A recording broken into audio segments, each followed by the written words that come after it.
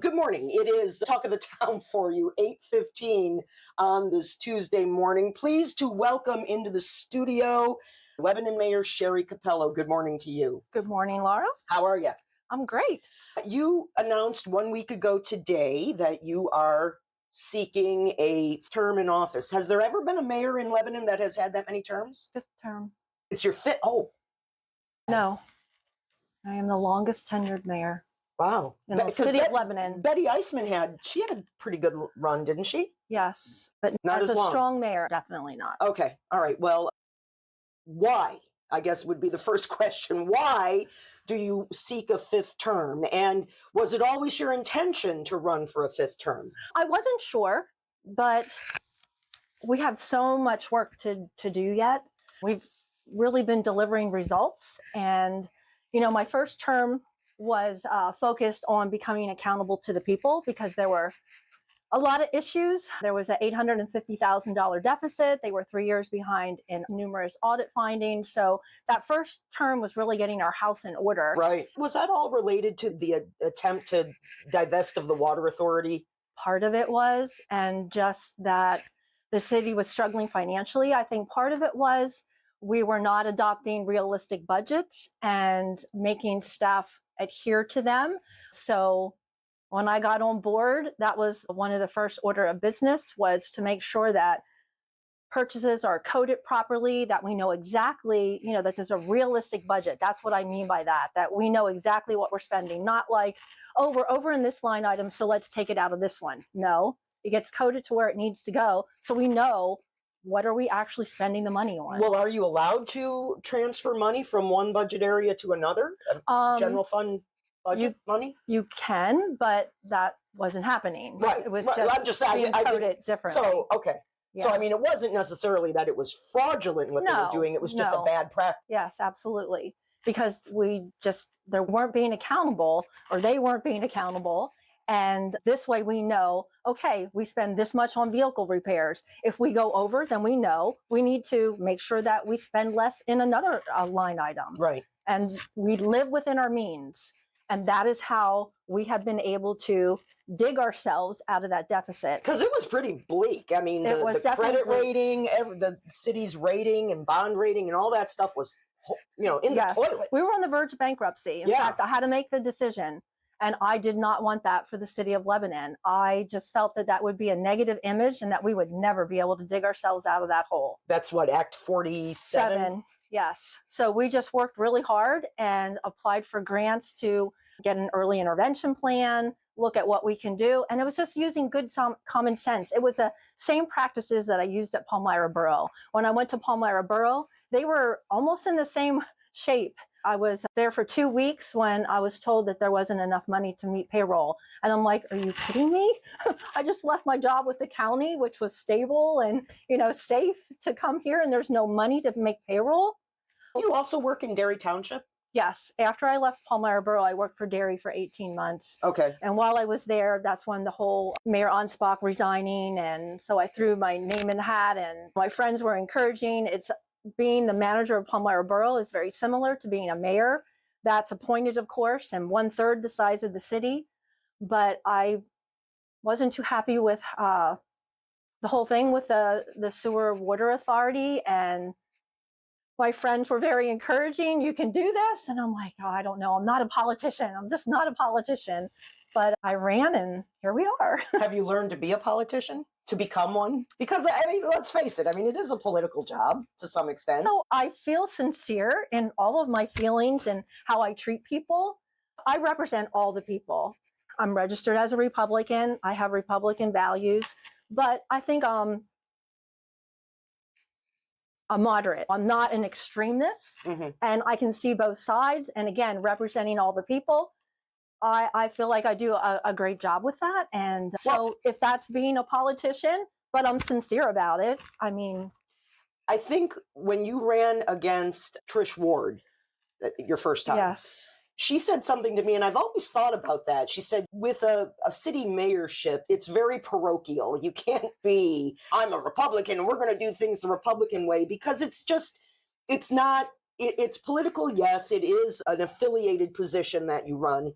either as a Democrat or Republican usually, but it is a small enough venue that you are sort of accountable to everybody, and there's not enough cushion that you can aggravate one side against the other and still come out okay. Yeah, I agree with that. Yeah. Yeah. Budget when you began was what was the bottom line on it? Because now it's about what, $17 million. I think Yes. I misspoke when Scott was here. I said 13 million. It's a $17 million budget. What was it when you began?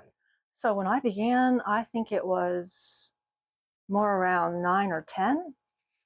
That's a long time ago. Yeah, I believe it was around 9 or 10 million.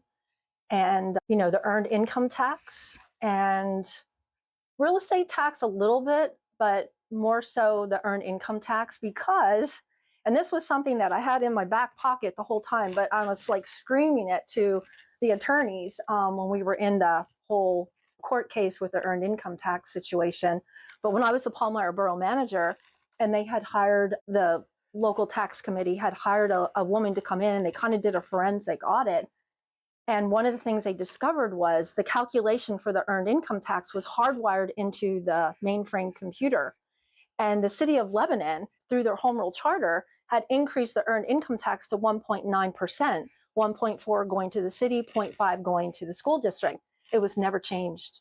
So the city of Lebanon, for all of those years, was not getting what they were supposed to. In addition to the whole money going here, money going there with no fraud. numbers to back it up. Right. So that was like, well, we definitely know that, we should have been getting that money. So that was something when I came to the city, I kept preaching, don't forget, out of all the municipalities, the city of Lebanon really has a strong case here because of that. Were you So reimbursed? slowly, we still are being, yes. And that has made a huge difference. That has really helped us. And again, being accountable to ourselves with the budget and living within our means, applying for grants, making all these projects happen. It's a combination of things. It's not just one thing. But, a lot of people have said this to me, and I freely admit it. Coming into the position with a background in doing a similar job was huge.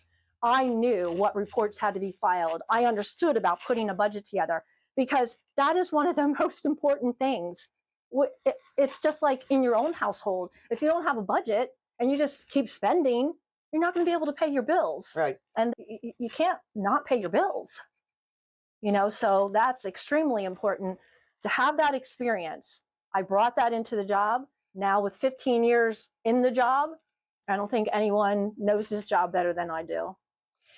Is it a position that for the work that you are doing, because over the course of time, the salary has increased. Mm-hmm. And even with the increase, where the salary for the mayor of Lebanon sits now, are you underpaid? So when you look at adjacent municipalities, and the comparable position would be township manager, borough manager, I'm still probably making less than most of them.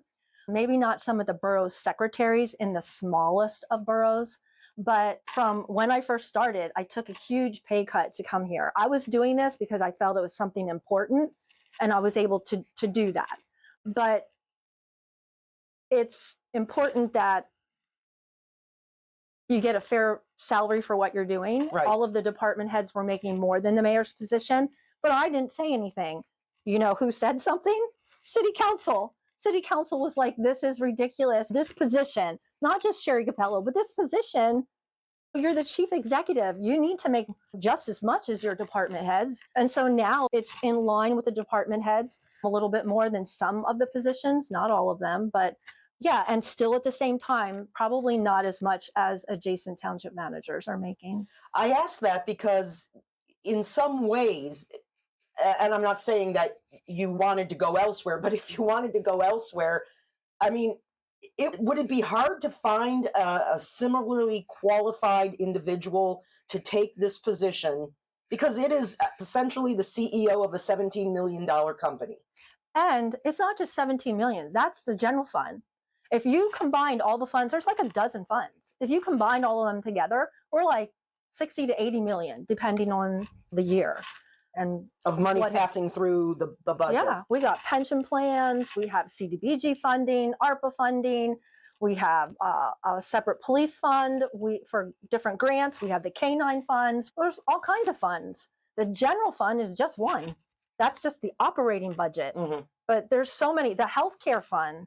Well, it's a daunting position, and at some point or another, Sherry Capello is either going to want to move on or retire or whatever the case may be, and I hope it's all good things. But I think that should be concerning to the residents of Lebanon, because the next mayor, if it's not you after whatever transpires in this election, I mean, that's a position that has a lot of responsibility. And I don't know that you're going to find a similarly qualified person who's going to have the heart to want to do the job the way that you did it for a number of years, significantly underpaid. So I will say this. So it's something that I've thought about and is one of the reasons why I'm running again. I do have someone in mind, not going to say this person's name yet because they haven't made a decision. But if this person is committed, and I believe this person would be, then my goal is to mentor that person and to help get them better prepared so that they can be a good, viable candidate for when I'm not running for mayor at some point, whenever that may happen. Whenever that may happen. Not perhaps this next term. What are the problems that you see that still need to be addressed in the city? So housing, and that's a national issue. Right. The shortage of housing. And it's not just, okay, we're going to do this and that's going to fix it. The most effective way, of course, would be direct funding from either the state and or the feds to help the local governments with this situation. I talked a little bit about this last week. There has to be a public-private partnership to try and work on that. I also belong to a mayor's alliance, which is a lot of sister cities in the region. We meet monthly, and we've met with the governor. We've met with the LG on several occasions. And at one of our meetings with the governor, as well as with some other secretaries of other departments, he was saying, give me some ideas here. And I said, well, I have an idea. I'm like, a lot of downtown businesses have floors up above the first floor that has to be used for a commercial purpose. But some of them have residential units in them, but a lot of them don't. A lot of them it's used for storage, or they're just vacant. They're underutilized. We need housing. Give us money to help them meet the building code requirements, because it's the same throughout the state. They need elevators to get to the upper floors. Give us money that they can put elevators in, let the developer, the property owner, then renovate. But there's this public-private buy-in, and it helps fill this need of a shortage of housing. And he actually did something about it. I need to read through all of the details of the bill, but he actually did it. He's put money towards things like that. So I'm excited to see that and see where it goes and see how competitive it is and see how much possibly we can get. Or even if it was some sort of low interest loan or something to make it more affordable for a developer to be able to install an elevator. The other thing we're doing is our existing housing stock.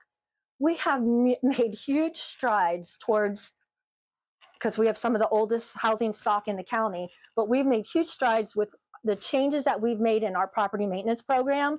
It is amazing. And the last couple of years at the state of the city, I've recognized one or two people who I felt were the top renovators in the city that particular year. And I'm so proud. You just can't believe it. You walk into these units and it's like, wow, I wouldn't mind living here. It's really nice. Yeah. I often look at for sale signs in the city, and when, the outside looks a little iffy, but boy, when you click on those interior pictures, they're gorgeous, what they have done. Yeah, they have really, there's a handful of local private investors that are really doing an awesome job. And it's those people who have held on to those properties for a long time and haven't done anything.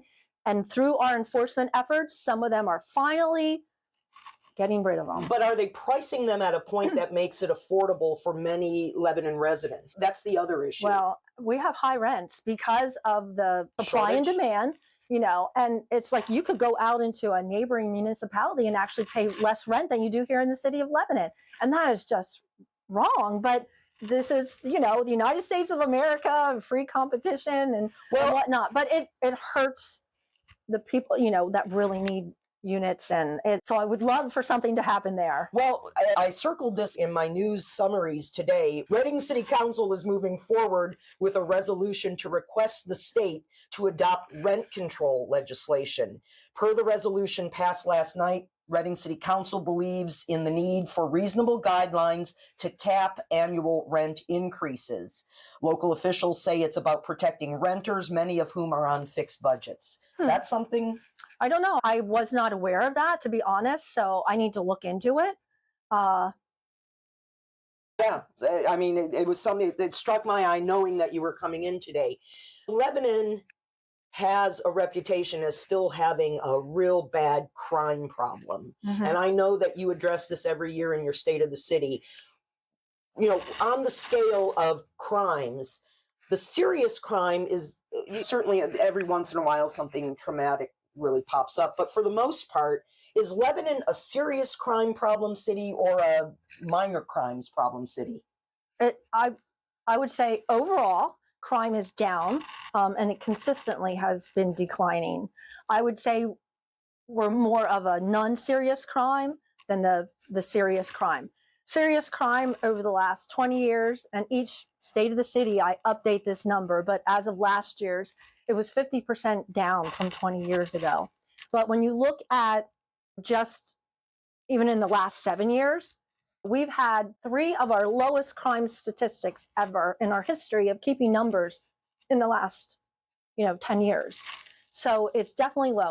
Where you're going to see an increase, I'll give you the little tip ahead of the state of the city, but our part two crimes, the non-serious crimes, there was a slight increase in last year's numbers, which I'll report at the state of the city. And that is because of DUI, drug abuse, and drunkenness, those three, drug, alcohol, because I have more police officers on the street and they're doing an awesome job. They're taking the So they're initiative. catching people that when the complement was lesser in terms of Yes. number of police officers, Yes. a lot of people got away with stuff. So when you look at the other types of part two crimes, but just things like, I don't know, writing a bad check or any of those smaller things, that's pretty consistent. And it's because of those drug and alcohol, that's where you're going to see the uptick this past year.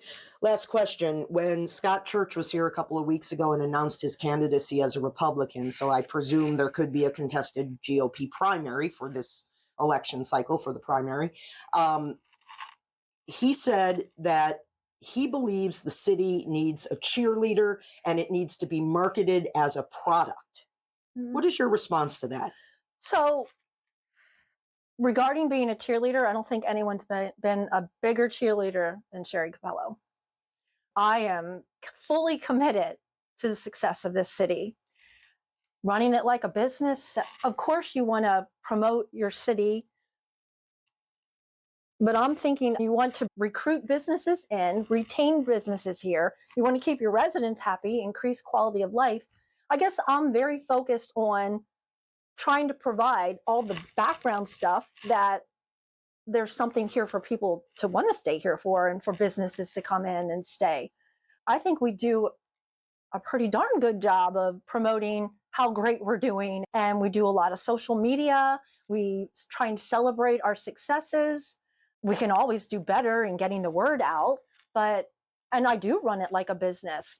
But do you market it like a product? That's what he said specifically. It needs to be marketed like a product. Well, I guess I'd want to know more from him on what he means by that. We're marketing the city and the quality of life and the low crime. I mean, I put a billboard up that's touting all of our good things. Is that a product? What I guess that'll be fleshed out a little bit more in the campaign. Do you take umbrage to the fact that somebody is challenging you, whether it was Scott or anybody? Yeah. I mean, because I know that you guys are friendly and you have worked together on projects. The Pride event that's been taking place. So I know that it's not a tense relationship between the two of you. But do you take umbrage that Scott or anybody would run against you? I take it very seriously. I don't take anything for granted. I'm here because I want to be here. I'm fully committed. I've delivered the results in the past.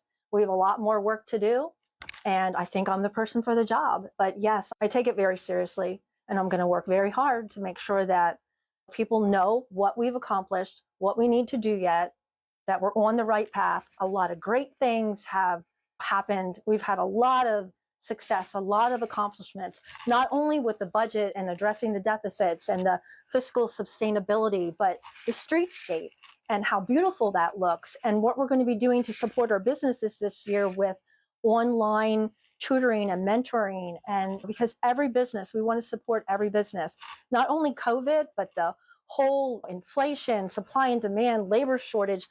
These businesses are struggling, and we want to take that extra step to try and help them as well. And then all of the recreational improvements that we're making, first in the county dog park, first in the county splash pad. We're making improvements to playgrounds because those are quality of life issues.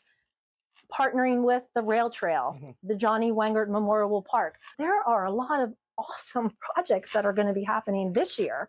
And then all of the street resurfacing that got accomplished. And there's more coming, not as quickly as I hoped, but we're going to be working on bridge improvements. There's just a ton of stuff. So a lot of work to be done. All right, we'll leave it at that. Mayor Sherry Capello, thank you very much, and I appreciate your time.